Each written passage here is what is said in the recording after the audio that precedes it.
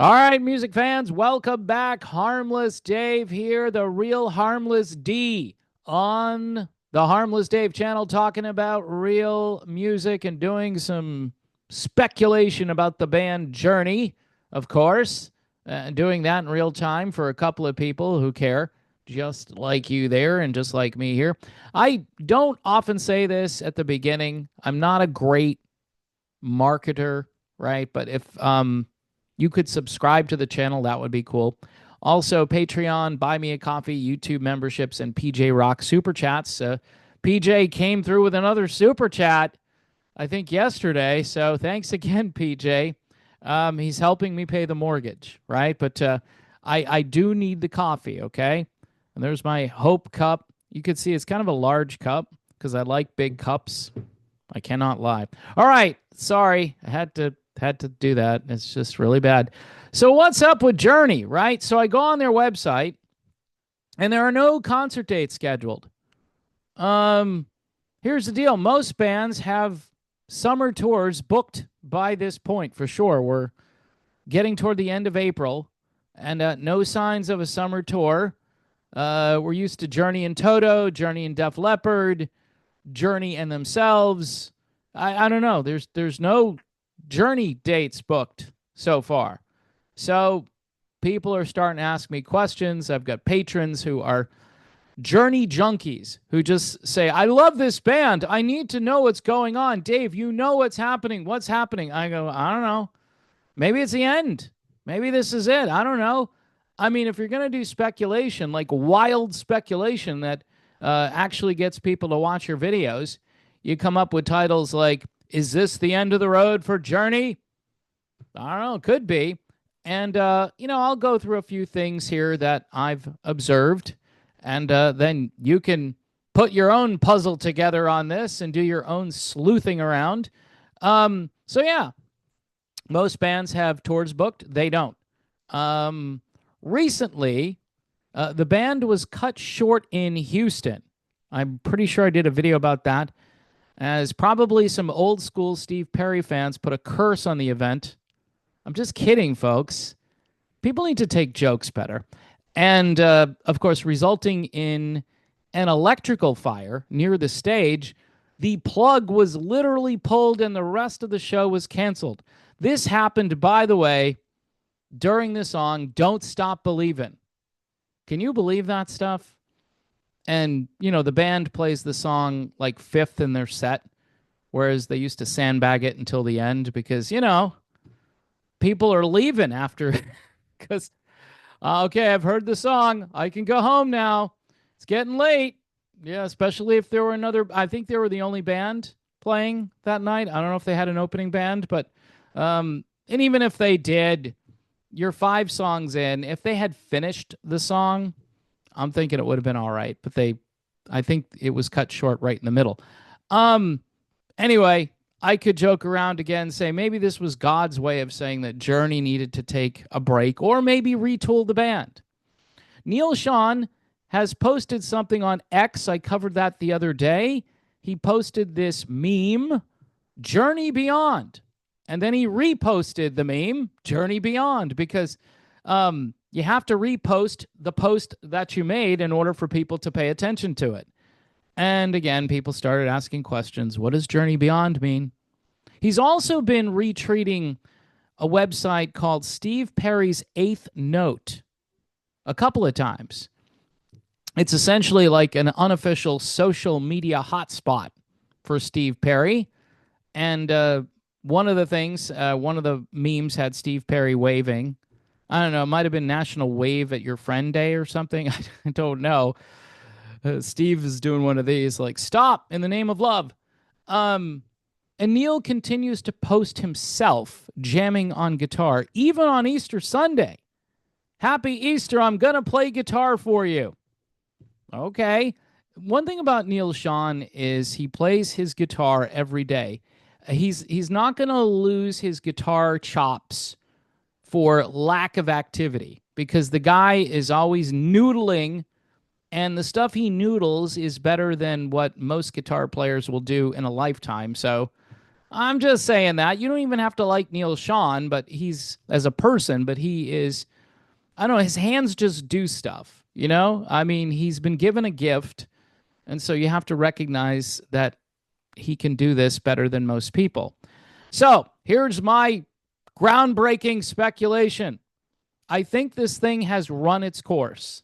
I really do. Um, Neil is in his 70s now, which it took him a while to get there because he was so young when he started doing this.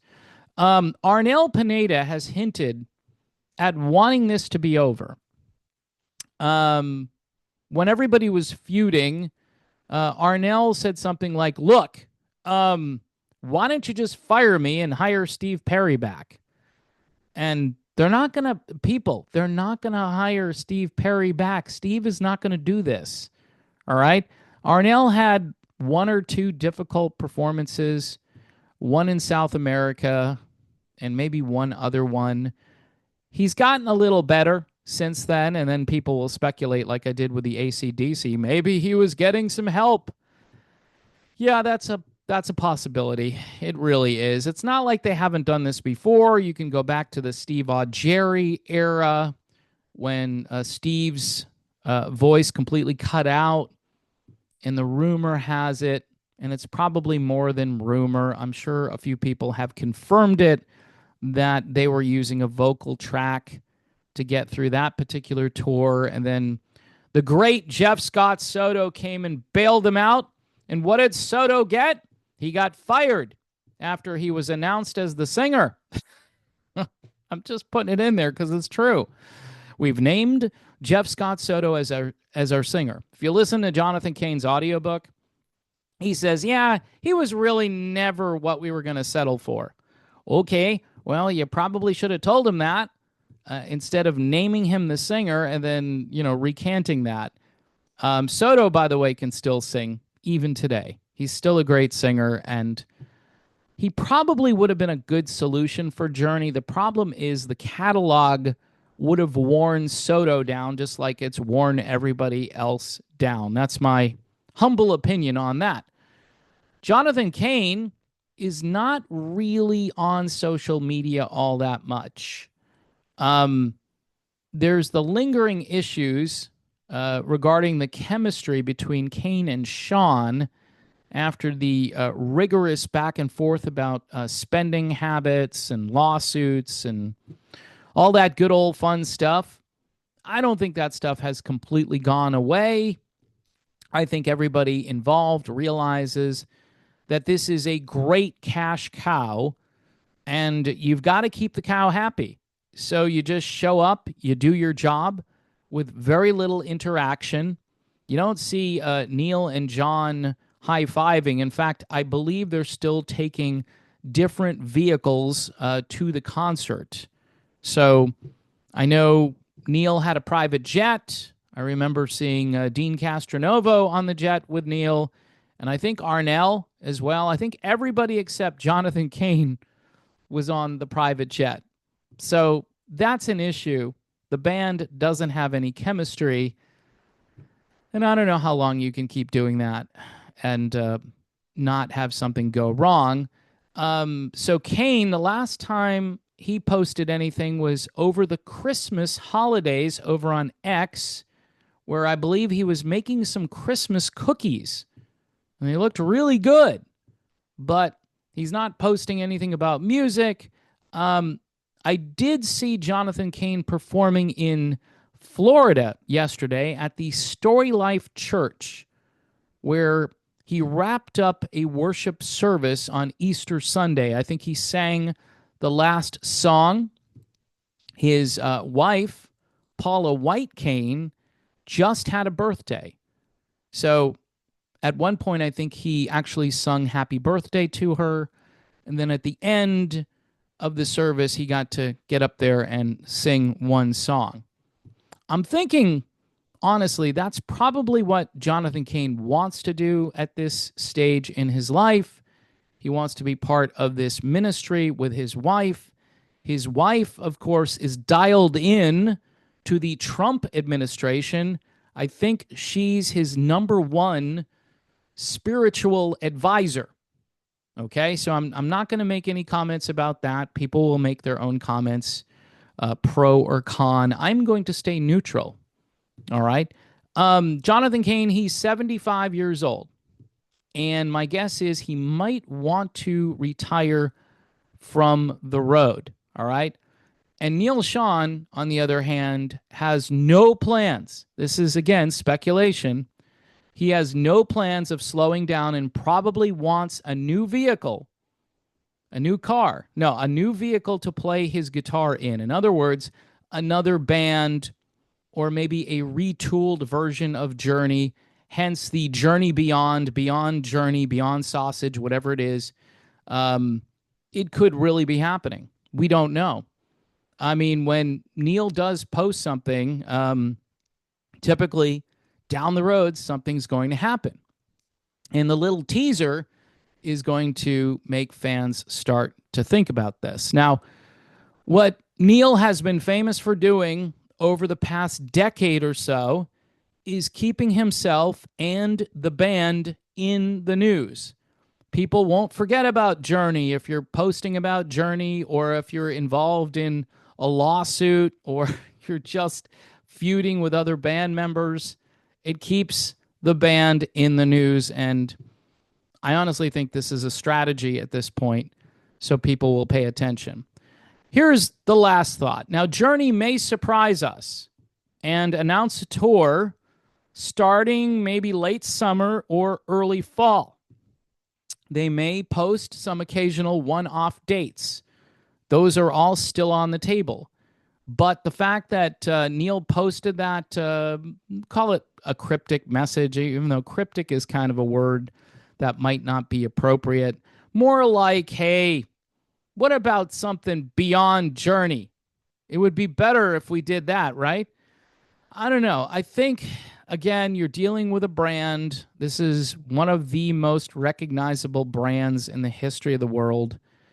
And to move away from it and not try to keep it going, at this point, I would be negotiating with Jonathan Cain and maybe drafting some new talent to carry it on. I mean, everybody else is doing that. You can sit back and make lots of money. If you want to perform in the band, you can. If not, I'm sure there are other people who would love that opportunity to work for the organization and to keep the cash flow going. So again, some speculation here. Has Journey reached the end of the road? Much like Kiss, except they didn't announce they're going to stop.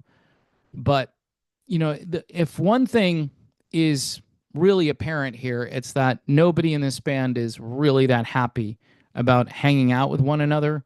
I mean, maybe Dean Castronovo is okay hanging out with certain guys in the band or something like that, like the other guys, like the grunt workers, as I like to call them.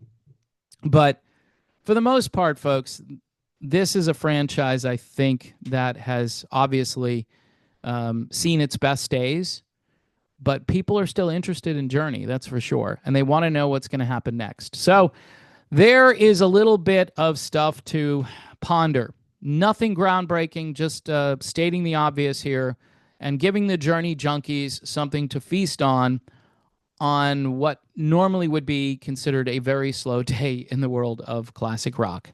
So before I go, I've been plugging this concert, and I will put a link in the description so you can purchase tickets. This is the live album by Terry Latrell. He recorded it last year with a very good band. And on June 14th, this is going to be a great event in Champaign, Illinois, celebrating the early days and the music and the members of REO Speedwagon. Kevin Cronin will not be there, all right?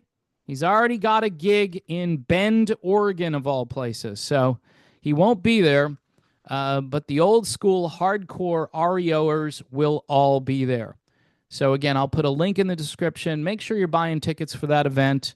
It's worth going to see something like that. It's rock history, and this band never got a proper farewell. I'm hoping that it will be such a big success that they'll take this on the road and go all over the place. Maybe they'll do a world tour. I think that would be amazing. All right, folks, I'm done with this video. Don't forget Patreon, Buy Me a Coffee, YouTube memberships, and the good old PJ Rock Super Chat. Thanks again, PJ, for keeping the channel going. God bless everyone, and I will talk to you all soon.